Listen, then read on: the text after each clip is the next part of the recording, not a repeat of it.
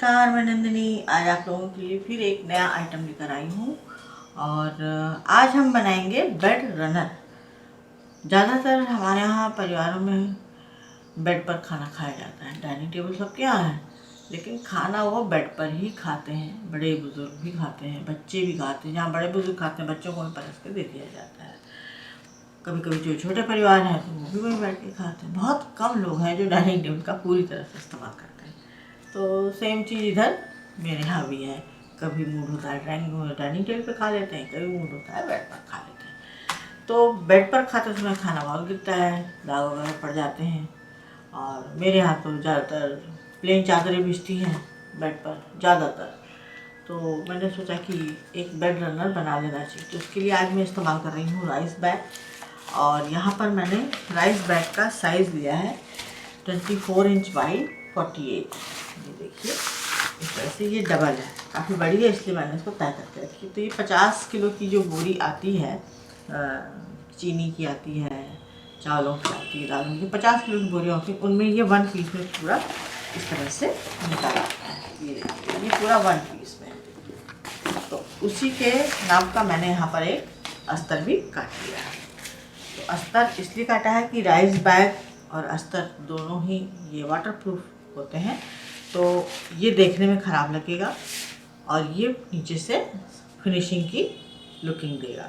तो हम दोनों का इस्तेमाल करेंगे। इससे थोड़ा सा वो मोटा भी हो जाएगा और देखने में भी अच्छा लगेगा। चलिए, पहले हम क्या करेंगे कि इन दोनों पीस को आपस में जोड़ देंगे। पहले 24 का एरिया जोड़ेंगे, फिर 48 का एरिया जोड़ देंगे। तो इसको पहले जोड़ देने से आगे का काम हमारा आसान हो जाएगा।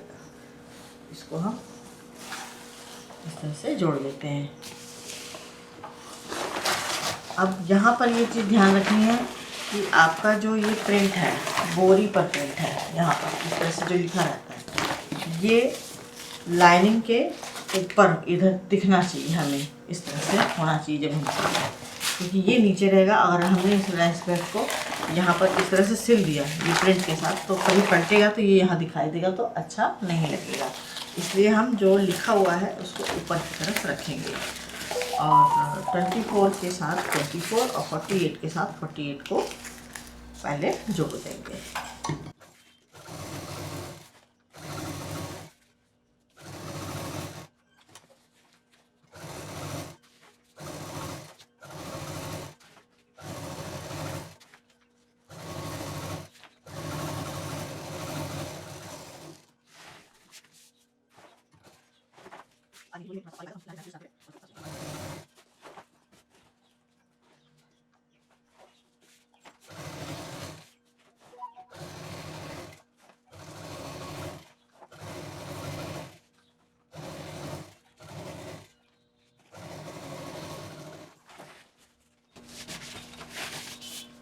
अब ये इतना बड़ा पीस है और बोरी स्ट्रेचबल है थोड़ी सी, तो ये खिंचाव ले रही है। बड़ा पीस है, पूरी मशीन में आने में भी इसको दिक्कत हो रही है, तो ये थोड़ा सा खींचेगा। तो अब हम क्या करेंगे, पलट के इस तरफ से बराबर से सिल देंगे। अब यहाँ पे ये बोरी बढ़ रही है, यहाँ पर के प्लीट्स दे देंगे, एक ऊपर की तरफ इसको इस तरह से प्लीट्स दे देंगे। और दोनों को मिलाते हुए कोशिश करें कि खींच करके मिलाएं, लेकिन झोल ना आए, और इसको सिल दें।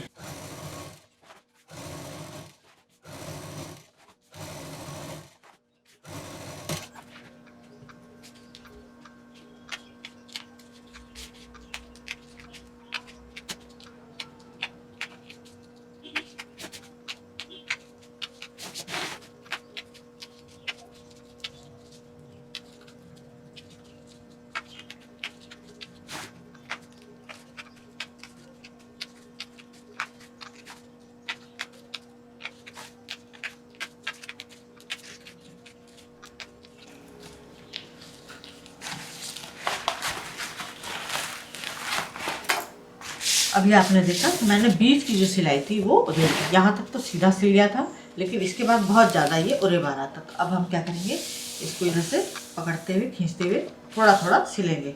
तो अब इतना बड़ा 2 परत सिलने में इतना उरे आया, तो सोची कि अगर हम डायरेक्ट बनाना शुरू कर देते तो कितनी हमको दिक्कत होती, क्योंकि ये बड़ा पीस है इसलिए इतनी तैयारी हमको शुरू में करनी पड़ती है। तो आप लोग भी पहले बीच में कोशिश करिएगा कि सीधा सिल जाए। नहीं सिलता है तो जब किनारे सिलने लगेगा तो ये बीच का उधेड़ते जाइएगा। जहाँ पे हल्का सा और हो रहा है या लाइनिंग का कपड़ा खिसक रहा है तुरंत वहाँ पे उधेड़िए और तीसरी साइड इसको पैक करिए।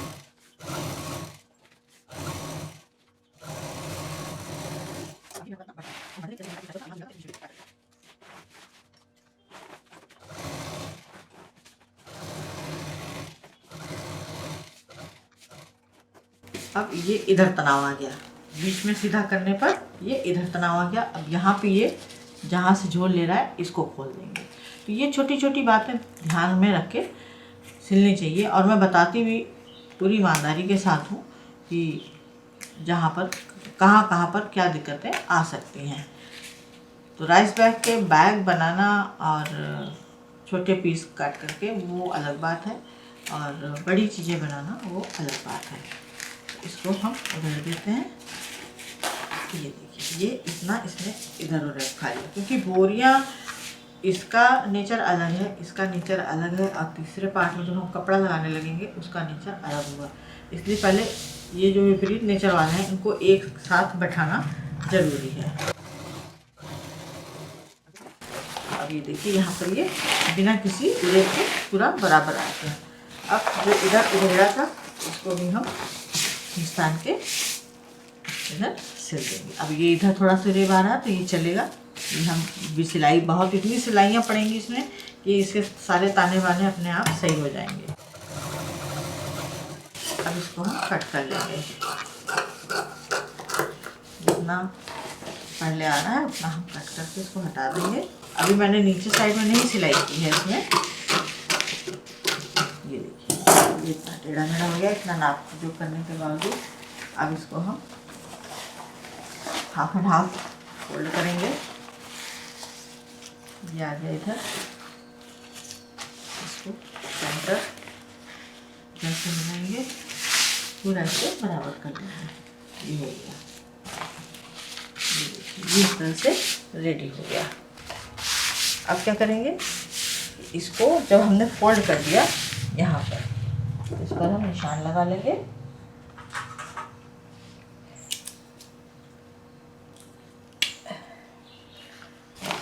ये जो फोल्ड किया है यहाँ से, इस पर हम क्रॉस का निशान लगा लेते हैं, जिससे हमको पता रहे कि यहाँ पर ये हमारा फोल्ड है एकदम हाफ एंड हाफ।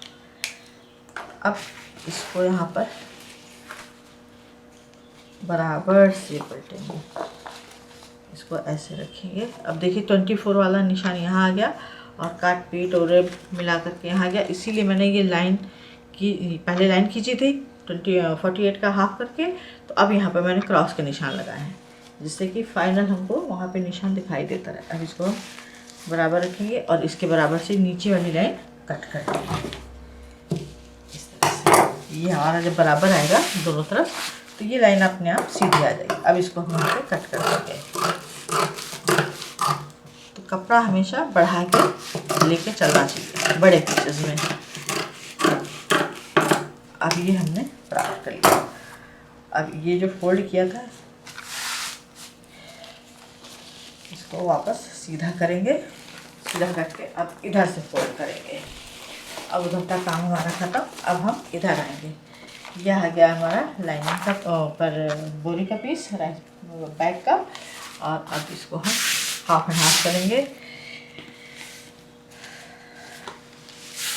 इधर एक, अब इधर एक मार्किंग कर लेंगे। ये हमारा सेंटर होगा, ये सेंटर हो गया। अब इसको मोड़ेंगे यहाँ पर,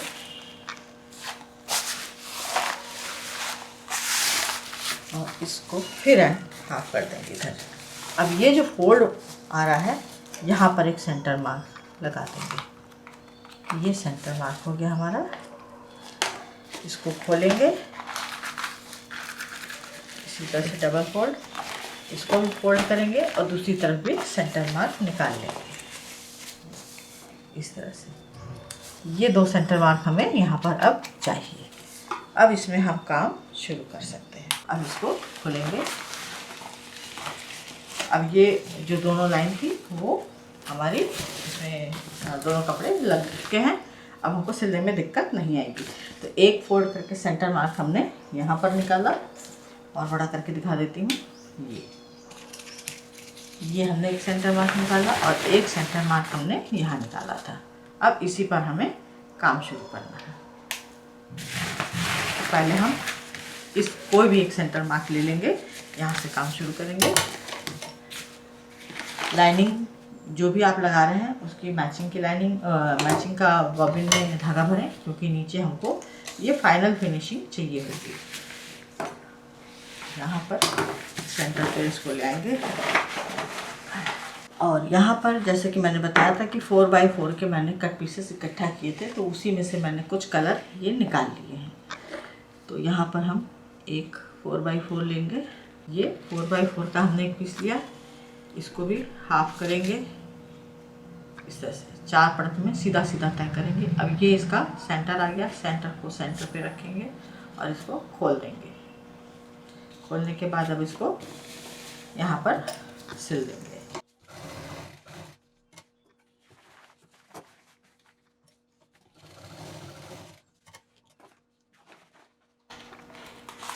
अब एक पीस हमने इसको लगा लिया। अब यहाँ पर मैंने लिया है 2 इंच विड्थ की, ये 2 इंच विड्थ है, और इसकी मैंने ये पूरा रोल बना लिया है। और यहाँ पर मैंने ये तो कट पीसेस हैं। ये मेरे हस्बैंड का कुर्ता था, उसका मैंने पट्टियाँ निकाल ली। आप नए कपड़ों की भी निकाल सकते हैं। और ये मेरे पास एक चादर थी जिसका बॉर्डर पूरा प्लेन था, काफ़ी चौड़ा बॉर्डर था, तो उसमें से ये पट्टी निकाल ली। तो इन सारी चीज़ों को मिला करके हम बना रहे हैं। तो अब क्या करेंगे, ये डार्क है तो यहाँ पर हम पहले लाइट कपड़ा लेंगे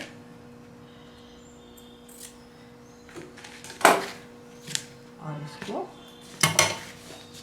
एक साइड में लगा देंगे इस तरह से। तो जितना बड़ा अब ये हमारे पास पीस है उतना लेंगे, एक पीस और लेंगे, इसको यहाँ पर बराबर से कट कर लेंगे और इन दोनों को, एक को इसके साथ जोड़ देंगे, एक को इसके साथ यहाँ पर जोड़ देंगे।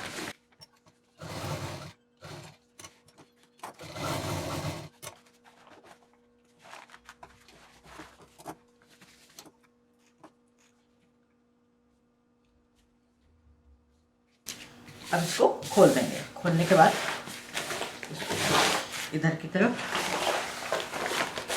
रखेंगे और इसी कलर की पट्टी को इसके साथ जोड़ देंगे।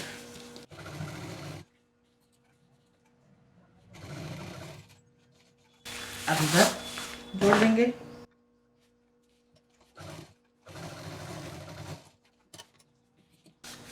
अब इसको इस तरह से रखेंगे। यहाँ पर रेड लगाया था तो कोई जस्ट अपोजिट कलर उठा लेंगे।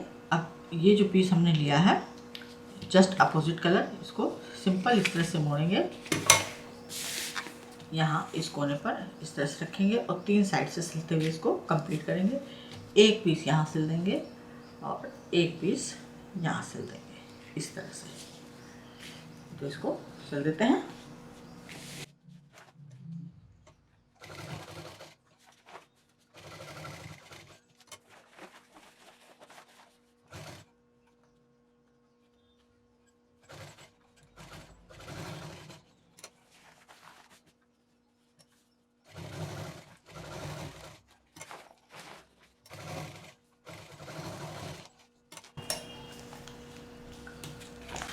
ये पीस हमारा इस तरह से रेडी है। अब इस पट्टी को लेंगे जो दूसरा कलर है हमारे पास, इसको चारों तरफ पहले इधर इधर लगाएंगे, फिर इधर इधर लगाएंगे।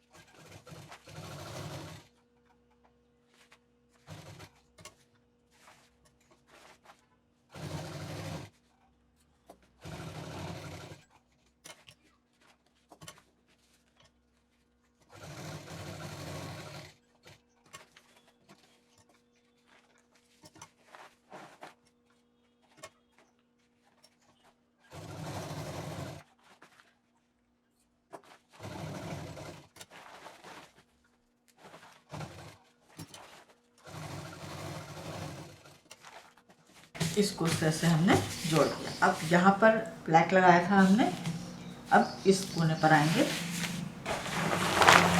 यहाँ पर ये कॉर्नर यहाँ लगाया था, यहाँ पर हम दूसरा कॉर्नर लगाएंगे। दूसरे कलर को ले लेंगे, कोई भी अपोजिट कलर जो एकदम खोल के दिखाई दे। ये भी 4x4 का ले लें। तो यहाँ पर ये थोड़े से बड़े कटे हुए हैं, क्योंकि मैं लगातार कई पीस काटती हूँ तो छोटा बड़ा होता रहता है, और मैं बीच बीच में उसको ठीक करती जाती हूँ। मेरे लिए सबसे पहले रहता है कि कटिंग होकर रख जाए, बाद में तो उसको हम फाइनल कर ही देते हैं। अब इसको यहाँ पर इस तरह से लगा देंगे। तो ये जैसे लगाए ठीक इसके अपोजिट हम इसको अब यहाँ पर लगाएंगे। एक यहाँ लगाएंगे और एक यहाँ इस कोने पे लगाएंगे। इसको भी लगा देते हैं।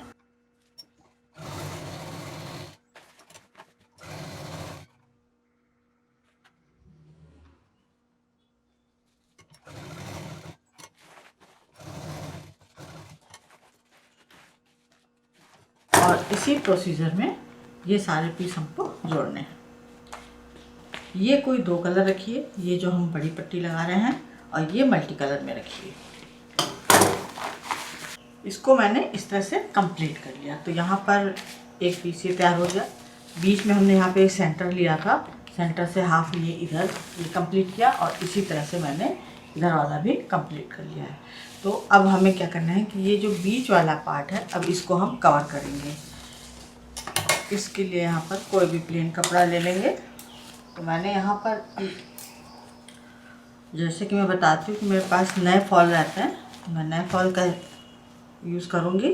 और इसको यहाँ पर इस तरह से, क्योंकि ये फॉल थोड़ा हल्का है, क्योंकि मैं सस्ते वाले लेती हूँ, तो इसको यहाँ पर मैं डबल करके लगा दूँगी इस तरह से। तो नीचे का जो ये बोरी है हमारी राइस बोरी, ये दिखाई नहीं देगी, और काम भी हो जाएगा, और सफाई भी आ जाएगी, और ये डबल होके थिक हो जाएगा। अगर आपके पास कॉटन कपड़ा है, मोटा कपड़ा है, अगर उससे कवर हो जाता है तो आप उसको भी इस्तेमाल कर सकते हैं। ये तो केवल आइडिया के लिए मैं बता रही हूँ कि इस तरह से भी हम इसका इस्तेमाल कर सकते हैं। तो मैं कपड़े ज़्यादा नहीं काटती हूँ, और इस तरह की पट्टी उट्टी का जब यूज़ करना होता है तो सीधे फॉल उठा लेती हूँ पाइपिंग वगैरह के लिए, या इस तरह से कवर करने के लिए। तो यहाँ पे मैं इसको पहले एक उसकी चौड़ाई का इसको डबल कट कर लिया मैंने।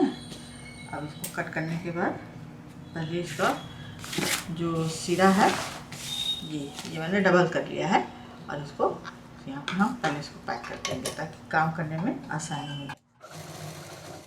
अब इसको जोड़ना कैसे है, तो डबल है, आपके पास सिंगल हो इस तरह से जोड़िएगा।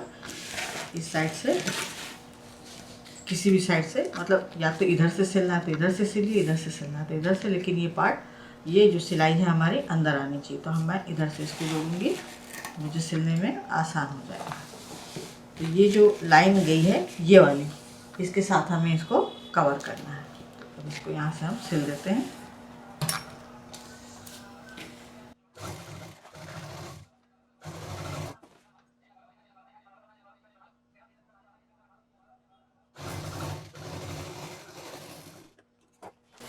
अब हम क्या करेंगे, ये जो पीस है इसको पूरा इस तरह से पलटेंगे, और जितनी जगह है उतना, ये जितना गैप है इसको इस तरह से उतना ही मोड़ के इसको कवर कर देंगे।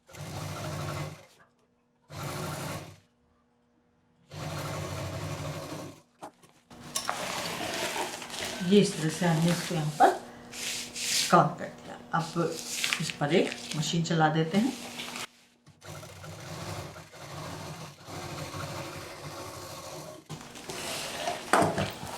इस तरह से जुड़ गया। अब बारी आती है इसके बॉर्डर की। तो अब हम चारों तरफ इसके बॉर्डर चढ़ाएंगे। तो यहाँ पर भी मैंने फॉल को ही निकाला है इस्तेमाल के लिए, और दोनों एक कलर लिया, क्योंकि बॉर्डर पूरा एक कलर का रहेगा तो ज़्यादा अच्छा रहेगा। तो मैं पहले इसको जोड़ लेती हूँ, फिर जितना लगेगा उतना हम लगा लें। और ये यहाँ पर जोड़ है, और इतना लंबा है कि आप लोगों को भी जोड़ लगाना ही पड़ेगा, चाहे जिस चीज़ की पट्टी लगाएं। तो इसको अब हम क्या करेंगे, यहाँ से डबल करेंगे इस तरह से। इसको अंदर मोड़ लेंगे थोड़ा, इसको डबल करेंगे। सिलाई जो बीच में हमने डाली है उसका उल्टा हिस्सा अंदर जाना चाहिए, और इसको यहाँ से कहीं से भी मतलब जोड़ना शुरू कर देंगे। इस तरह से नीचे रखेंगे, या उल्टी तरफ से आप जोड़ना चाहें तो उल्टी तरफ से जोड़ लें और इसको नीचे से रखते हुए चारों तरफ जोड़ देंगे।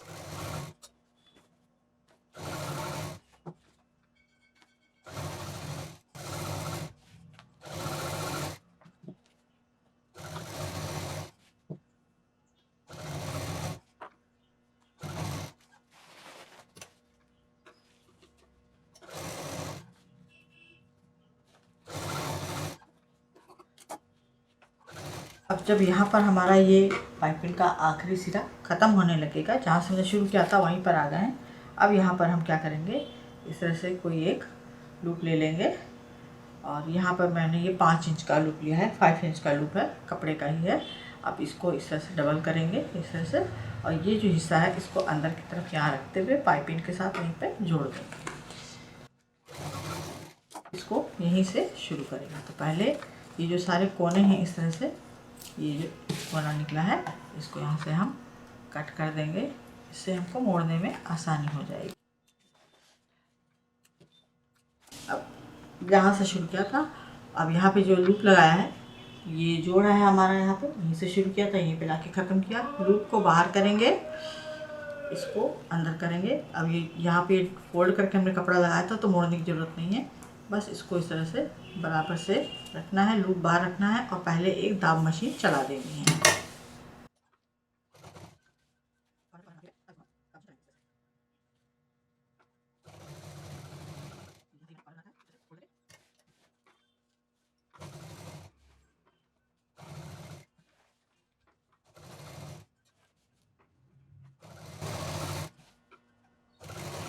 अब हम अपने उसी जोड़ पर वापस आ गए। तो अब इस जोड़ पर यहाँ पर सुई हटाएंगे नहीं, मशीन इस पर से चलाते हुए अब इस पर हम पूरी फिनिशिंग बॉर्डर पे दे देंगे और कॉर्नर पे कॉर्नर की सिलाई भी दे देंगे। इस कॉर्नर को यहाँ पर इस तरह से बनाना है और इधर सिलाई करनी, इधर सिलाई करते हुए इसी तरह से सिलते हुए इसको कंप्लीट करना है।